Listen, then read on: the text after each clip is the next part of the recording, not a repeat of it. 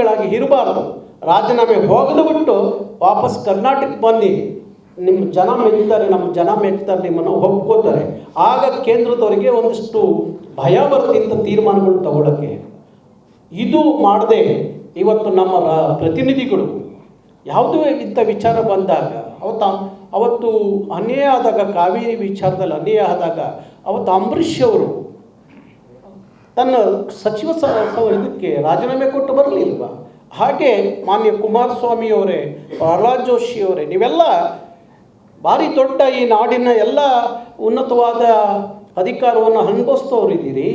ಇವತ್ತು ಈ ನಾಡಿನ ಮಕ್ಕಳಿಗೆ ಅನ್ಯಾಯ ಆಗುತ್ತೆ ಅಂದಾಗ ನಿಮ್ಮ ಸಚಿವ ಸ್ಥಾನಕ್ಕೆ ರಾಜೀನಾಮೆ ಕೊಟ್ಟು ಆಚೆಗೆ ಬನ್ನಿ.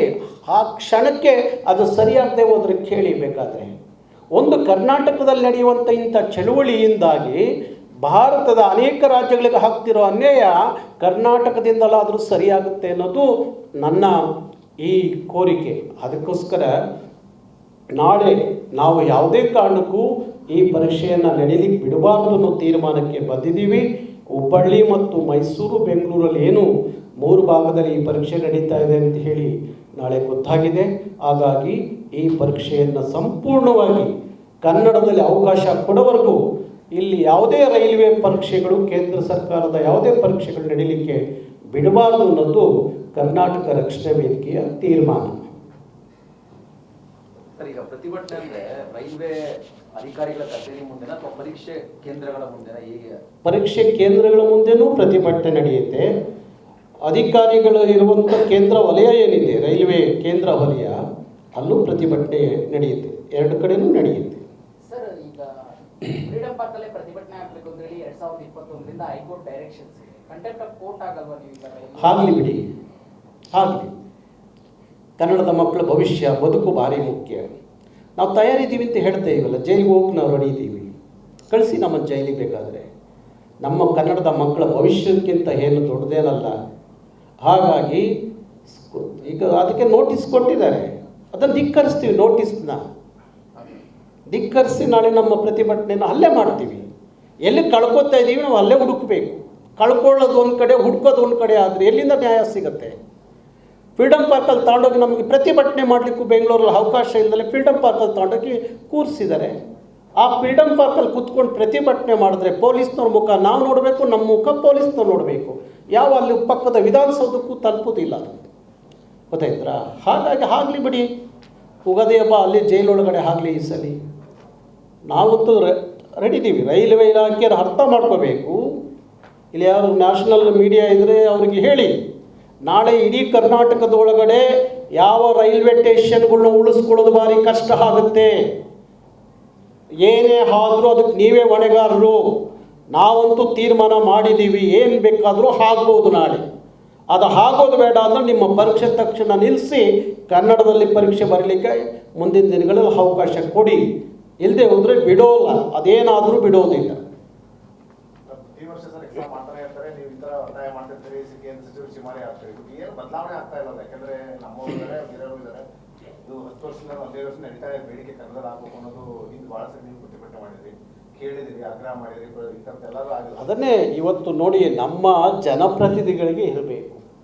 ನಾವೇನು ಮಾಡಲಿಕ್ಕೆ ಬೀದಿಲಿ ನಿಂತ್ಕೊಂಡು ಹೋರಾಟ ಮಾಡಿದ್ದು ಹಿಂದುವೆ. ರೈಲ್ವೆ ಚಾಲಕರನ್ನ ಕಿಡ್ನಾಪ್ ಮಾಡ್ಕೊಂಡು ಹೋಗಿದ್ದಾಯಿತು. ರೈಲ್ವೆಗಳು ಅಲ್ಲಲ್ಲೇ ಕಂಬಿಗಳ ಮೇಲೆ ಕುಂತು ಪ್ರತಿಭಟನೆ ಆಯಿತು. ಒಂದೇ ದಿವಸ ಸುಮಾರು 16-17 ಟ್ರೈನ್ಗಳು ಬಂದಾದಂಥದ್ದು ಆಯಿತು. ಏನೆಲ್ಲ ರೈಲ್ವೆ ಕಚೇರಿ ಧ್ವಂಸ ಆಯಿತು, ಎಲ್ಲ ಆಗಿತ್ತಲ್ಲ. ಇನ್ನೇನು ಮಾಡೋಕ್ಕಾಗುತ್ತೆ? ಚಳುವಳಿಗಾರರು ಇನ್ನೇನು ಮಾಡಬೇಕು? ನಮ್ಮ ಜನಪ್ರತಿನಿಧಿಗಳಿಗೆ ಅದು ಅರಿವಿರಬೇಕು. ಇಲ್ಲಿ ಗೆದ್ದು ಹೋದಂಥ ಸಂಸದರಿಗೆ ಕನಿಷ್ಠ ಅವರಿಗೆ ಅದ್ರ ಗಮನಕ್ಕೆ ಬಂದಿದೆಯೋ ಏನೋ ಗೊತ್ತಿಲ್ಲ. ಸಂಸದರು ತಿಳ್ಕೊಂಡಿದ್ದಾರೋ ಹೆಂಗೋ ಗೊತ್ತಿಲ್ಲ. ನಿರಂತರವಾಗಿ ಹೇಳ್ತಲೇ ಇರ್ತೀವಿ ನಾವು ಸಂಸದರಿಗೆ. ಈ ಥರ ರಾಜ್ಯದ ವಿಚಾರ ಬಂದಾಗ ಒಟ್ಟಿಗೆ ನೀವು BJP, ಕಾಂಗ್ರೆಸ್, JDS ಅಂತ ಹೇಳಿ ರಾಜಕಾರಣ ಮಾಡಿಬಿಡಿ ಅಂಥ ವಿಚಾರಕ್ಕೆ. ಯಾವ ತಮಿಳ್ನಾಡಲ್ಲಿ ಅನ್ಯಾಯ ಆದಾಗ ಅಲ್ಲಿ DMK, ADMK ಎಲ್ಲ ಸಂಸದರು ಒಟ್ಟಿಗೆ ನಿಂತು ಕೆಲಸ ಮಾಡ್ತಾರೆ. ಹಂಗೆ ನೀವು ಮಾಡಿ ಅಂತ ಹೇಳಿ 100 ಸಲ ಹೇಳಿದ್ದೀವಿ. ನಮಗೆ ಎಷ್ಟು ಕಾಳಜಿಯಿಂದ ನೆನ್ನೆ ಇದು ಗೊತ್ತಾದಾಗಿಂದ ನೆನ್ನೆ ಮೊನ್ನೆಯಿಂದಲೂ ನಾನು ಪ್ರಹ್ಲಾದ್ ಜೋಶಿಗೆ ಒಂದು 3 ಬಾರಿ ಮಾತಾಡ್ತೀನಿ, ಸೋಮಣ್ಣನೂ ಮಾತಾಡ್ತೀನಿ. ಇನ್ನೇನು ಮಾಡಬೇಕು ನಾವು?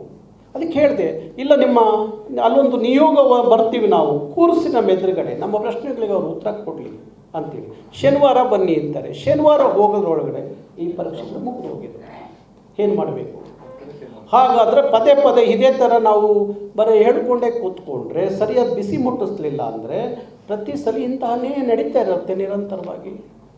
ಅದಕ್ಕಾಗಿ ಒಂದಷ್ಟು ಸೋಮಣ್ಣವ್ರು ಹೇಳ್ತಾರೆ, ಅಣ್ಣ ನೀವೇ ಏನಾದ್ರು ಮಾಡಿ ಅಂತ. ನಾವೇನು ಮಾಡಲಿ? ನಮಗೆ ಗೊತ್ತಿರೋದು ಏನು? ಬೀದಿಲಿಂದ ಚಳವಳಿ ಮಾಡೋದು. ಹಾಗಾಗಿ ಸ್ವಲ್ಪ ನಮ್ಮ ಸಂಸದರಾದರೂ ಕನಿಷ್ಠ ಎಲ್ಲರೂ ಒಟ್ಟಿ ನಿಂತು ಇಂಥ ಸಂದರ್ಭಗಳನ್ನು ಎದುರಿಸುವಂಥದ್ದು ಆಗಬೇಕು, ಕೇಳುವಂಥದ್ದು ಆಗಬೇಕು. ಕೇಳಲ್ಲ. ಎಲ್ಲ ಪಕ್ಷದ ಸಂಸದರು ಅಷ್ಟೇ, ಅದೇನು ಇಂಥ ಪಕ್ಷ ಅಂತೇನಲ್ಲ, ಒಟ್ಟಾರೆ ಸಂಸದರು ಕರ್ನಾಟಕದ ಈ ಥರ ವಿಚಾರಗಳು ಬಂದಾಗ ಹೈಕಮಾಂಡ್ ಹೆದರಿ ಸಾಯ್ತಾರೆ. ಒಬ್ಬರು ಮಾತಾಡುವಂಥ ಇಲ್ಲ. ಒಬ್ಬರು ಅನಂತಕುಮಾರ್ ಇದ್ದರು, ಅವ್ರನ್ನ ಒಪ್ಕೋಬೇಕು. ಅನಂತಕುಮಾರ್ ಅವತ್ತು ಆ ಕೆಲಸ ಮಾಡೋರು. ತಕ್ಷಣ ಯಾವುದೇ ಇರಲಿ, ಕೇಂದ್ರದಲ್ಲಿ ಅಧಿಕಾರದಲ್ಲಿ ಯಾವುದೇ ಸರ್ಕಾರ ಇದ್ರೂ ನಮ್ಮನ್ನು ಕರ್ಕೊಂಡೋಗಿ ಪ್ರಧಾನಿಗಳನ್ನ ಭೇಟಿ ಮಾಡಿಸಿ ಆ ಕ್ಷಣಕ್ಕೆ ಒಂದಷ್ಟು ನ್ಯಾಯ ಏನಾದರೂ ಸಿಕ್ತಿತ್ತು. ಈಗ ಅಂಥವ್ರು ಯಾರೂ ಇಲ್ಲ. ನಾನು ಪ್ರಹ್ಲಾದ್ ಜೋಶಿ ಅವ್ರಿಗೆ ಅದನ್ನೇ ಹೇಳಿದೆ, ಅನಂತಕುಮಾರ್ ಇಲ್ಲದ ಏನಿದೆ ಅದನ್ನು ನೀವು ತುಂಬ್ರಿ ಕರ್ನಾಟಕದ ಪರವಾಗಿ ಅಂತ.